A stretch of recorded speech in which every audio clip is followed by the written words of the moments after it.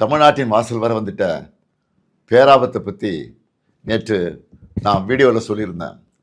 டீலிமிட்டேஷனுங்கிற பேரில் தனது லிமிட்டை தாண்டி பாஜக அரசு தமிழ்நாடு உள்ளிட்ட தென் மாநிலங்களை வஞ்சிக்குது. வட மாநிலங்களுக்கு அரசியல் வலிமையை மேலும் வாரி வழங்குற மாதிரியோ, தென் மாநிலங்கள் அரசியல் வலிமையை இழப்பது மாதிரியோ நடந்தால் தமிழ்நாடு பார்த்துக்கிட்டு சும்மா இருக்காது. ஒவ்வொரு குடும்பமும் தெருவுக்கு வந்து போராடும்னு சொல்லியிருந்தேன். யார் நல்லது சொன்னாலும் கேட்காத ஒன்றிய பாஜக அரசு இதையும் கேட்கல. சட்ட திருத்தம் கொண்டு வந்து நாடாளுமன்றத்தில் தமிழ்நாட்டின் குரலை ஒடுக்க பார்க்குறாங்க. நாளைக்கு கொண்டு வரப்போகிற சட்ட திருத்தத்தால் வட மாநிலத்துக்கும் தென் மாநிலத்துக்குமான உறுப்பினர்கள் எண்ணிக்கை வேறுபடும்.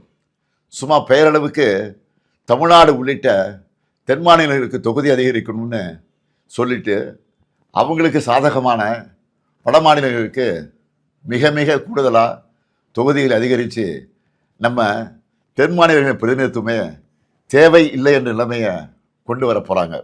இதைத்தான் எங்களுக்கு கிடைக்கப்படும் மாபெரும் அநீதி என சொல்கிறோம். மக்கள் தொகையை கட்டுப்படுத்தினதுக்காக தென் மாநிலங்களுக்கு தண்டனை இது. தேச நலனுக்காக, தேச வளர்ச்சிக்காக நாங்கள் துணை நின்னா எங்களுடைய அரசியல் உரிமையை பறிப்பீங்களா? வீடுதோறும் அரசு சேவைகள், மருத்துவம் தொடர்ந்திட ஸ்டாலின் தொடரட்டும், தமிழ்நாடு வெல்லட்டும்.